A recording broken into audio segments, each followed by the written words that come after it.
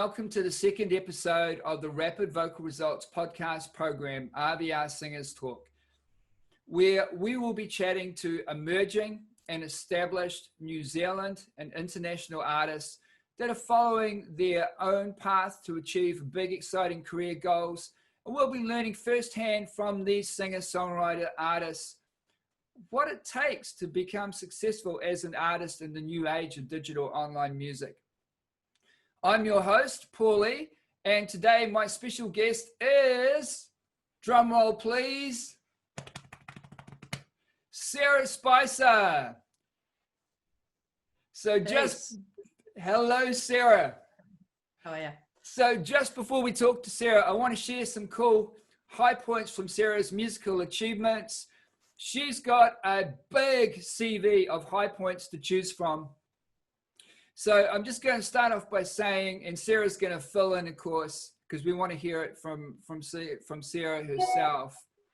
But Sarah, you're a New Zealand-based singer-songwriter. You spent some time in San Francisco in the rock and blues music circuits. Your album includes a song recorded with a very special guest artist, and I hope you're going to share a little bit more information with our viewers. In terms of broadcast, Sarah's original songs have been used on TV New Zealand on several occasions. That's okay, Sarah, I'm going to do the bragging for you.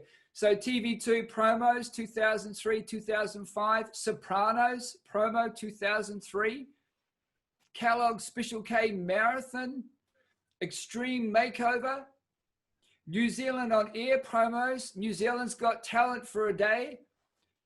And of course, you've had a number of releases, most notably Little Bit of Rain featuring John Lee Hooker, self-released album in 2012. Your song Colors was released on the 2009 album Acoustica, volume 22 in the US. Lights was released on 2011 on the album Anthem in Black, a tribute to New Zealand athletes from the 2012 London Olympic Games. You've had collaboration releases, Don't Try Telling That to My Heart, which is a song that was released or played in Nashville, USA. And of course, you've had #1 on the New Zealand charts with New Zealand X Factor. You've also had music performed on Maori television, and your songs have been heard on film and Skin and Bone. So more recently, your music's been featured in pump and workout classes at Les Mills gyms around the world. And of course, Sarah in 2015 was a top 10 finalist on New Zealand X Factor.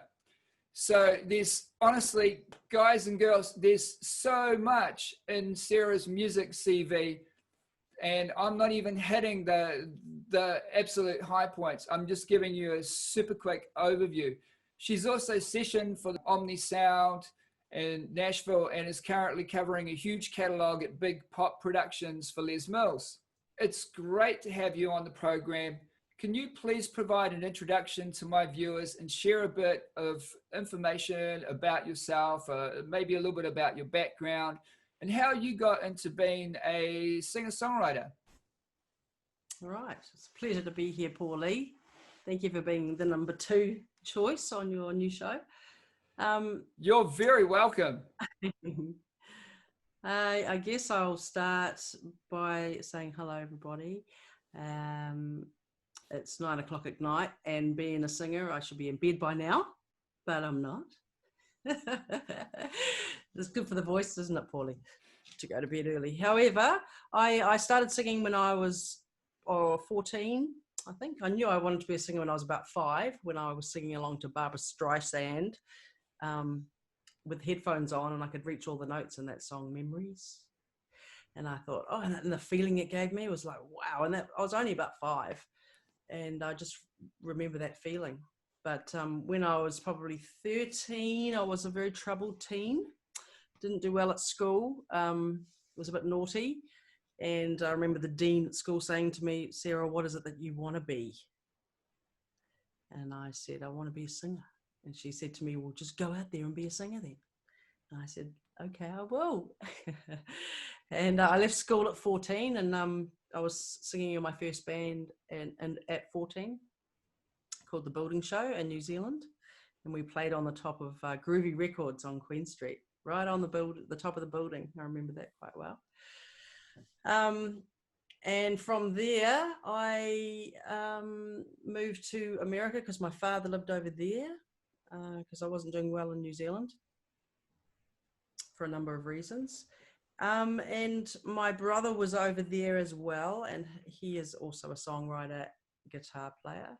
So we collaborated together, and that was really the start of my American journey as a musician at a very young age. Wow. And so what was it like performing in America, cutting your teeth in the clubs and on the stages in America? I basically started from scratch, didn't know anybody, and just started in restaurants playing as a little duo. Matthew would play the guitar and I would sing, and met other musicians, and that's just how it snowballs. It's about meeting new people and taking new risks and getting invited to other clubs, and then being invited to come and sing a song with them, and then being invited to come again the next time, and then meeting someone else, and that's how it rolls with music, really. You just kind of go with what's thrown at you, and you either take the risk or you don't. What was it like the first time that you got up on stage? I was a very, very quiet and shy little girl, and it scared the hell out of me. It really did. But something inside me was saying, you've got to do this. You can do this. So it was like a personal mission that just kept pushing me. And that's what kept me going. Even though when I was on stage, I would be as stiff as a board probably when I was around 14.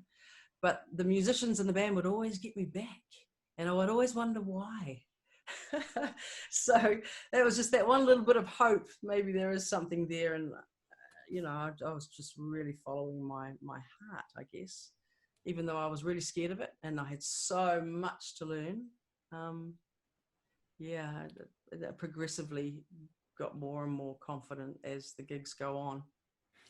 When did you first realize that you actually had a singing voice that was capable of fronting a band? I think my friends at the time had a lot to do with that, motivation from other people, and the belief from other people, and that made them happy. So it made me happy to make them happy. So it was kind of like a give and take. So then I ended up just continuing to do it because I thought I'd be doing them a favor. So it was really, I was getting encouraged by others, which I'm very grateful for. And when did you start thinking that you could take music seriously and make it a career path for you? Was it always the goal straight out of the gate? Probably when I started getting paid. And so what started your interest in wanting to play guitar? I think just writing songs. I didn't play guitar for quite a while because my brother always played for me. When did you first develop the interest in writing songs, and how did that come about? Because I know for so many aspiring songwriters, it's such a hard step to actually start writing your own songs and have those songs be actually any good. Yeah, well, it starts in the bedroom, doesn't it? It's really just writing poetry, writing down your thoughts and your feelings, and learning how to make them rhythmically rhyme, and then adding melody, and then obviously having to have some kind of chord structure. So there's so much to learn in that area, and that just keeps you going. You hear it back and you think, oh, it could be so much better. So it's just about setting personal goals really and improving along the way. And how did you come by those skills, Sarah? Is that something that you've just taught yourself, or did you have a bit of music coaching along the way? How did it all come together for you? The guitar playing, I was just self-taught, just by ear and just practicing by myself and with other people as well, but mostly just self-taught. I think I just had this intrinsic motivation to want to be better and sound better. So I was really addicted to just recording myself and hearing it back. And that was my personal addiction. And I think that's a really great way to improve, is just to listen to yourself. And without anyone really listening, because it's kind of a personal thing. And then when you're brave enough, you can play it to somebody. Absolutely. Every singer out there, please take note of what Sarah has just shared, because that's $1 million golden advice. If you're aspiring to be a singer and if you want a career in the music industry, take the opportunity to record your voice every chance you get. When you're singing along to cover songs or whether you're singing along to your own original songs, always take that opportunity to be able to hear yourself back in the playback, because that's where you start to learn about how to get better at your craft, whether that melody that you've just sung is complementary to the chords that you're singing over. Yeah. I mean, you might hear it in your head, and then when you actually let it out, and then hear it back, it's nothing like what you heard in your head. So the trick is to try and get it sounding the way you hear it in your head, and that takes practice, you know. And with your singing voice, my personal observation is, based on my 20 years of coaching experience around the world, not just here in New Zealand, but around the world, that you've got a wonderful, warm voice, singing voice, filled with lots of natural character.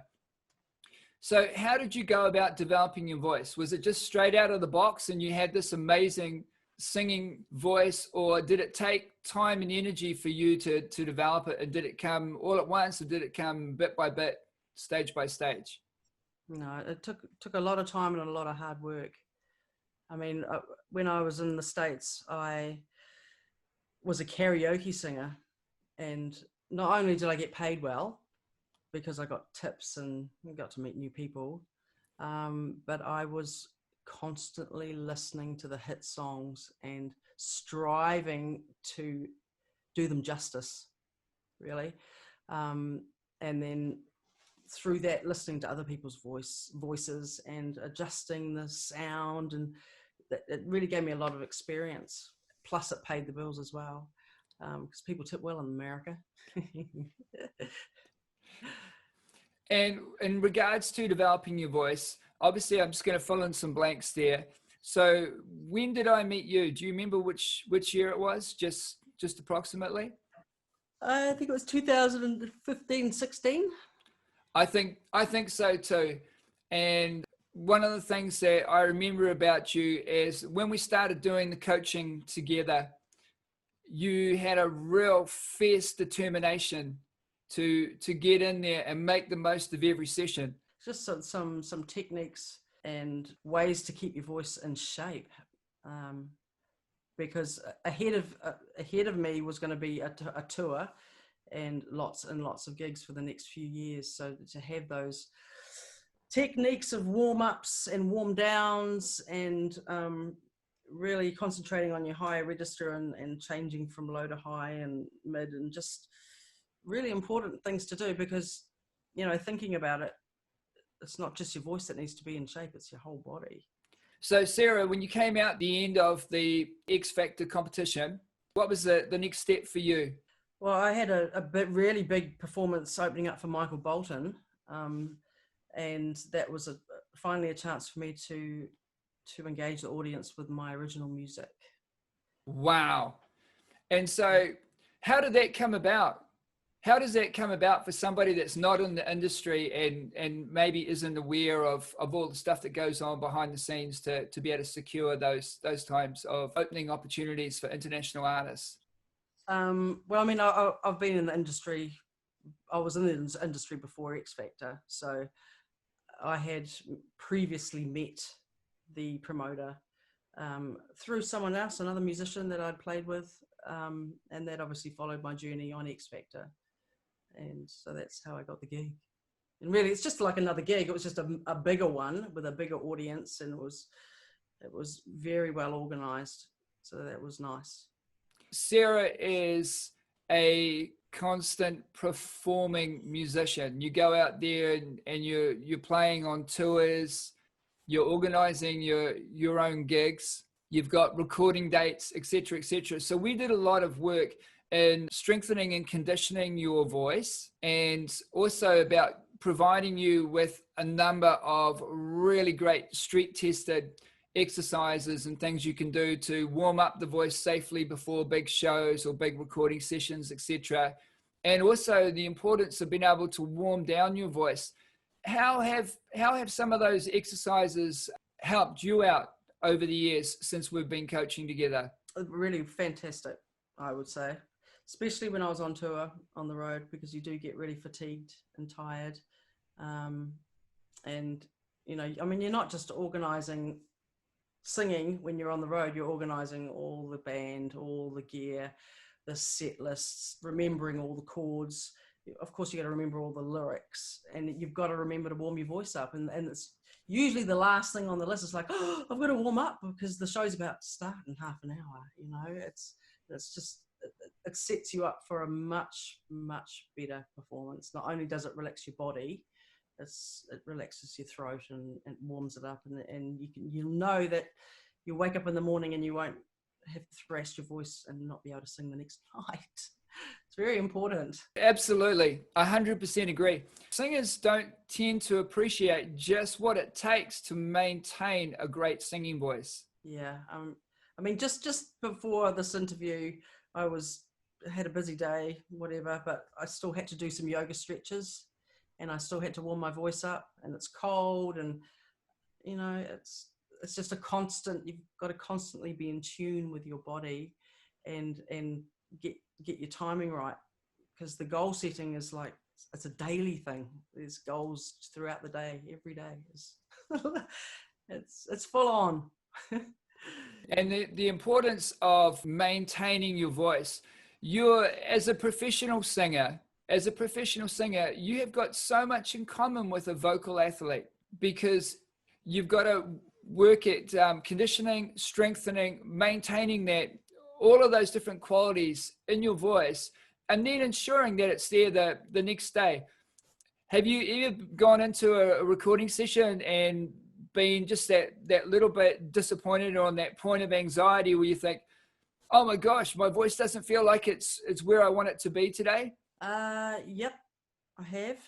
I can honestly say that I've always finished my sessions and never not been able to progress and finish them, which is fantastic. And a lot of it's to do with your mindset. And that's a whole another part of being a singer, you know, is conditioning your mind to believing in yourself. And that success mindset is so important, because have you chosen an easy career path if you choose to be a professional musician?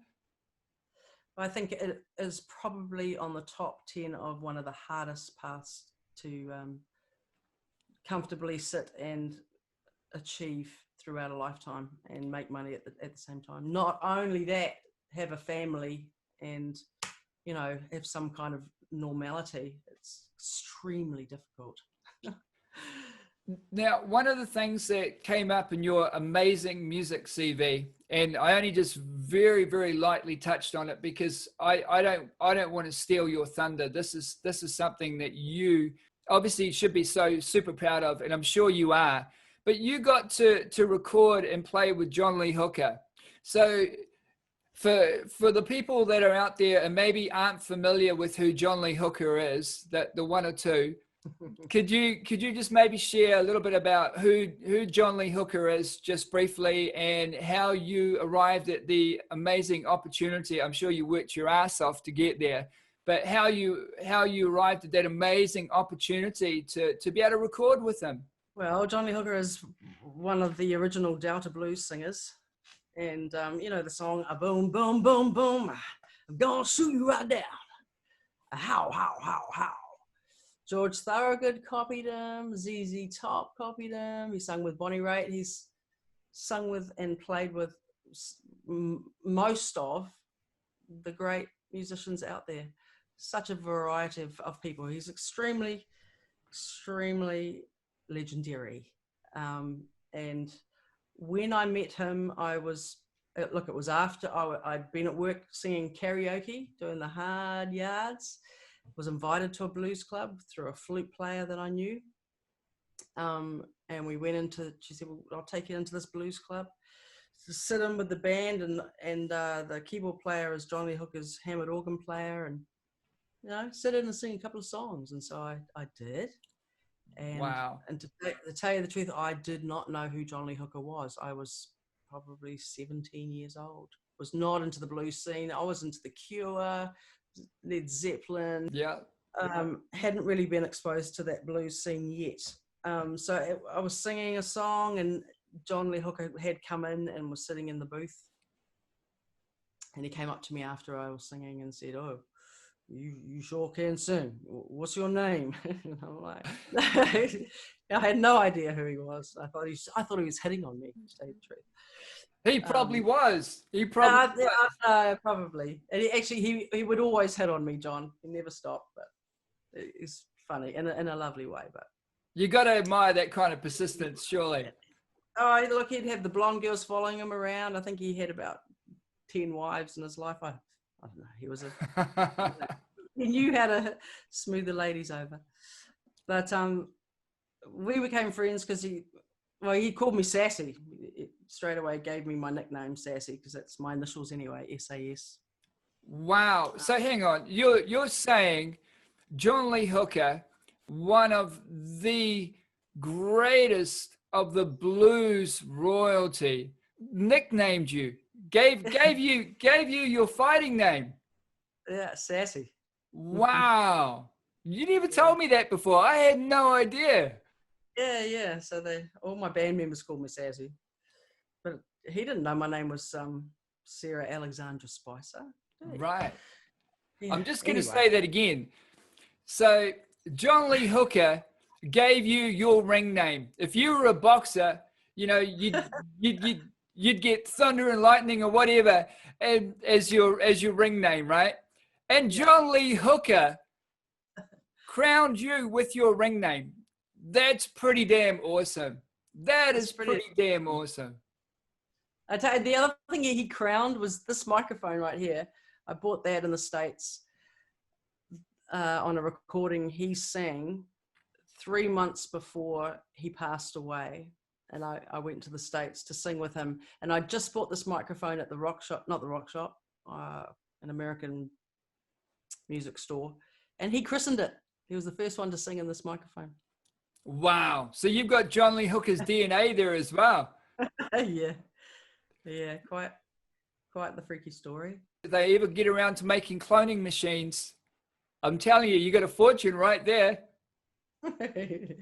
Yeah, but I've got a beautiful song with him, and that was A Little Bit of Rain, and it's almost like his goodbye song. It's pretty amazing, actually. Wow. Where can our viewers get a hold of a copy of that or go and have a listen to that song? Well, I've withdrawn it, and I'm re-releasing it. I'm remastering it and re-releasing it, and that is due within the next 6 months. I actually have another John Lee Hooker song because we recorded on 3 occasions in 2 different studios. 3 different studios. One was at his house. One was at David Denny's studio, who, what band was he in? Leonard Skinner, his studio. And the other one was, what was the other one? Oh, Renowned Sound Studios, which is the record label that I'm signed with now, 30 years ago. Wow. So Sarah, you've worked, you've performed, you've recorded with blues royalty. How does that feel? Are those memories that are just super powerful to you? Obviously, you're gonna release the song or remaster it again in 6 months. So you heard it here first, folks. There's gonna be new material out there with John Lee Hooker, the blues legend himself, and Sarah Sassy Spicer together. Wow, what a team! Yeah, pretty special, really. But the song that's about to get released is called Always Be the Queen. It was called I'll Always Be the King, and it was originally written by my brother Matthew and I for John to sing and it's a blues song. But John's management would not let him sing it. They'd only let him play the guitar. So, yeah, so I've kept these guitar recordings on 2-inch tape for 30 odd years, and have finally mixed it with the band. And I changed the lyric to "I'll always be the Queen," because obviously Sassy the Queen. And yeah, I'm really excited to release that song. I absolutely love it. It's a great live song, great blues track. I've got some fantastic musicians on there. And obviously John's playing, and he's playing his heart out. It's awesome. Wow. I, for one, can't wait to hear new material from John Lee Hooker and Sarah Sassy Spicer. Yeah, it's 20 years or 19 years after his death. Pretty special. Yeah. So I was just going to say to you, when you first started singing, did you ever have any kinds of vocal challenges that you needed to overcome? Was there any part of the singing style-wise that just didn't come to you as initially as easily as you would have hoped? I was always a rock blues-ish singer, but I really did enjoy, like, again, I go back to that karaoke. I enjoyed singing the softer music as well. So that really conditioned my voice quite well, because I did a range of songs and tried to get my voice to sound as close to the original artist as I could. So that I think that was the best training for me. As far as breath work goes, I mean, I had a lot of emotional problems as well. Like I said, I was a troubled teen, and I went down a pretty crooked road, abusing my body and doing things I shouldn't do. And all of those things affect your vocals and your fitness. And you think you're invincible when you're young. And it does catch up on you. So, you know, there's always a time where you have to really reflect and detox and, you know, change if you want to continue. It's either crash and burn or get back on that horse and work through those issues. There are all sorts of people in the industry, good and bad. And you really have to follow your intuition to keep yourself safe, because you are in environments where, you know, things are a bit unsafe sometimes. I totally agree with you. First of all, you can't sing soulfully if you've never experienced pain or disappointment or frustration. So there's a certain point that we can take some unhealthy things that have happened to us in our life and turn them into really positive outcomes for ourselves, because we can draw on some of the pain, some of the unhappiness, and we can turn that into beautiful music. Because I think if you haven't gone through those experiences for yourself, there's no way that you can have the emotional depth to really be able to draw out those feelings and emotions when you're singing. Yeah. Oh, absolutely. And that I do write a lot of songs around things that I have learnt, and I really want to share what I've learnt in a truthful way. And I think that's what people like to hear and need to hear, and they can feel that. And a lot of people go through the same things, let's face it. A lot of them don't talk about it. So I just like to talk about it, just to help people say it's actually okay what I'm going through. And now I just want to share something else with the viewers as well. Sarah, you're very modest and humble kind of musician. So there's lots of stuff that you haven't shared in terms of things that are on your music CV. So there was a time when you were offered an artist development deal with a big, Las Vegas promotions company? There's been a couple, actually. There was a really big one that I wasn't ready, but it was through Linda Perry's management. You know, she sung, what was she? Born on Blondes. Oh, wow. And I had signed the management deal, and then I took the management deal to a lawyer who didn't get along with the manager, and she pulled out when I should have just trusted her. Wow. I remember the artist development contract that I sat down and looked over with you. I think that was the Nashville. Yes, that's the one, Nashville. That's the one. Yeah. That's the one. Yeah, yeah, and there's all those things as well. Learning about contracts and signing yourself up, and for how long, and having an understanding of what that actually means, and the fear of losing control of your future is a scary thing. And I've panicked. I've been offered quite a few things and have panicked because of a lack of understanding, and I actually truly believe I wasn't ready. If you don't understand something, then you're probably not ready. Look, I totally believe that you have to listen to your gut instincts. Yeah. And if there's something, I mean, when we looked at the Nashville opportunity for you, when we sat down, we looked at the Nashville contract, you'd already underlined some things that you weren't comfortable about. I underlined some further things that I thought, weren't favorable in your odds, if you like, as an artist. It seems so hard these days to get a contract that's fair and equitable for the artist, because it's a pretty predatory industry. There's more than enough first-hand accounts of people that have gone into the music industry, been offered their first contracts, and then realized that they've signed up to the worst possible terms. The worst possible terms. They lose control over their music, and they lose control over their own likeness as well. And it's terrible. It is terrible. And one of the things that I respect about you is that you have control over your own music. You have control over your own likeness, where your music gets used and how it gets used, and you have the creative decisions. You have the control of the creative decisions.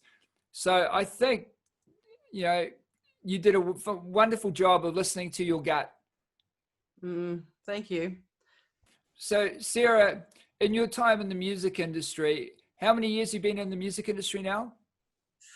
I'm 47 now, so I started when I was 14. So what's the math there? 30 odd years. Okay. So Sarah, in your 30 years in the music industry, you've obviously been presented with some big opportunities that on the surface looked fantastic, right? That people would have just given their left arm for, to have those kinds of opportunities. Can you maybe share with viewers just a little bit more about what the real reality is? Because not everything that glitters is gold, right? When it comes to music contracts. I think if it sounds too good, it's probably too good to be true, as much as we hate to admit that. And the more you go with your gut, the better the outcome, because the liars and the deceivers will fade away naturally anyway, and you will expose them, and you'll usually be right in the instance. But it takes guts. It does take guts, and it also, you have to accept that you might be doing the wrong thing, and that your head's, you're arguing with your head and your heart at the same time, and your ego and all these things. But you just don't know where something's going to end up. And when there's a 20-year thing on there, or a 10-year thing, you've got to think, do I want to work with this person for the next 10 years? You have to really think about it. So you have to be quite sure of who the people are that you're working with, what they're like as friends, because they're going to become your friends. You have to be around them all the time. You better make sure that they're worth being around, and do your research. Talk to people that they know, and listen to your friends when they tell you things. It's really important. A lot of times I've been really hard-headed and said, no, they're great, it's going to be fine, blah, blah, blah. And, lo and behold, find out the hard way. And what's the consequences? Obviously, we always want to be focused on the positive, but we also want to be realistic about making sure that we safeguard our welfare when we sign contracts as an artist. So what are the consequences of when you're not happy with the contract? It turns out that it wasn't everything that it was meant to be. and you're trying to get out of a contract, what are some of the options to get out of contracts in the music industry? Well, what you've done is you've created a big mess. So what it does is it takes away your time to constructively do something that you want to be doing. So in order to get out of something, you have to take the time to figure out how to get out of it. And that in itself has all these lessons involved. And you get tired of making those mistakes because you get tired of having to go through those lessons again. And if you're a really nice person like I was and really naive, you don't want to hurt people's feelings, when in actual fact, they probably don't really care. They just want to see the money. And, you know, it's just a lot of it's bullshit. We'd call it BS. Time is really precious, you know, and you just got to be very aware of who you're working with and why you want to work with them. And are they really what they say that they are? And can they do the things that they say? But you've also got to take risks as well. I mean, some people are really lovely and probably can work well with you, but it's a fine line between taking a risk and saying no. But there is a mess you have to clean up, unfortunately. And that takes time too. And sometimes you have to buy your way out of a contract, right? With managers or record companies. Well, yeah, and it can get quite personal. It can interrupt your personal life, and you're, you know, we're not wealthy. A lot of us musicians, we're living from week to week, and we've got families and things like that. And some of these people are sharks, and they want the money, and they have power to sue, and you might have to pay them out just to get rid of them. And I really appreciate you sharing the warts and all side of things, because look, this is what RVR Singers Talk is all about. It's hearing from artists, singers and artists firsthand about their experiences in the music industry. And if the advice that you've given today and the tips, the survival tips that you've given, if that can help new singers that are coming into this industry to formulate some better strategies and to go in with their eyes open just that little bit wider, I think it's all very worthwhile. So thank you for being so honest and with your candor around those experiences.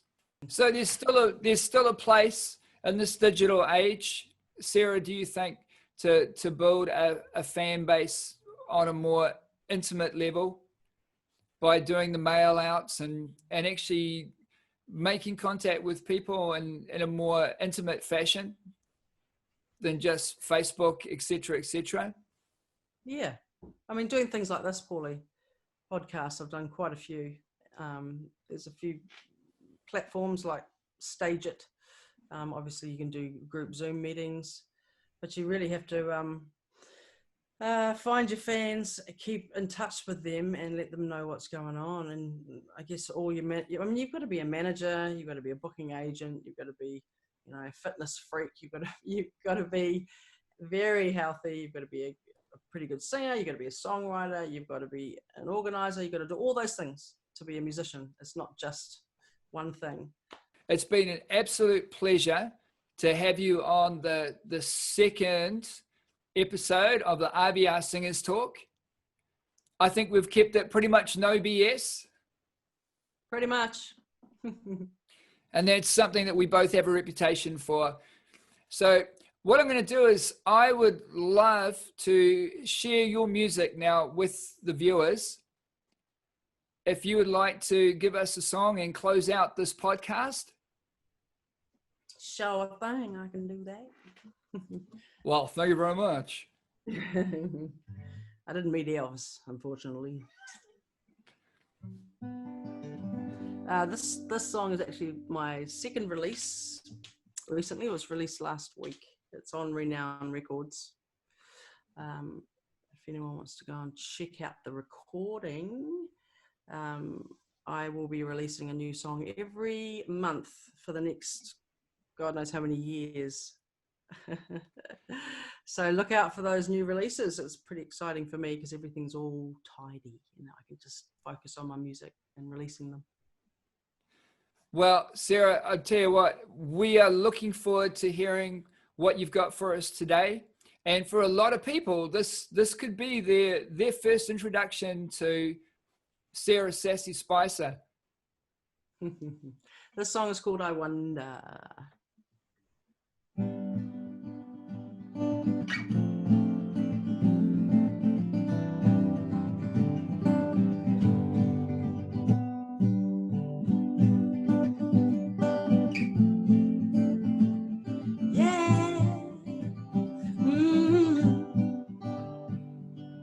Hey, won't you sing me a melody?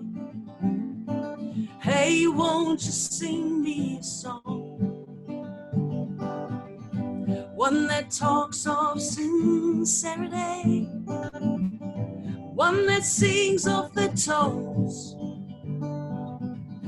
Don't forget who you used to be. Don't forget who you are. Don't forget who you wanna be. Don't forget you're a star. 'Cause I wonder, wonder, wonder, wonder, wonder why it's fading away. And I wonder, wonder, wonder, wonder, wonder why it's fading away.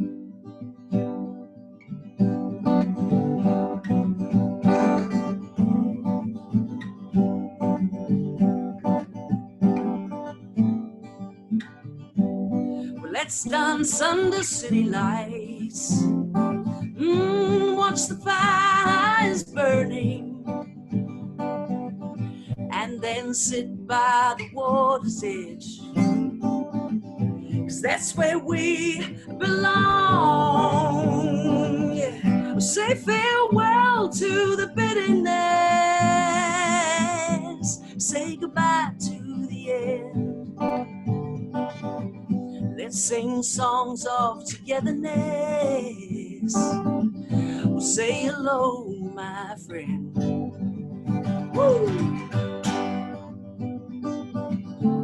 'Cause I wonder, wonder, wonder, wonder, wonder why it's fading away. And I wonder, wonder, wonder, wonder, wonder why it's fading away. I wonder, wonder, wonder, wonder, wonder why it's fading away. Woo! I wonder, wonder, wonder, wonder, wonder why it's fading away. Why you fading away? Fading away. Fading away.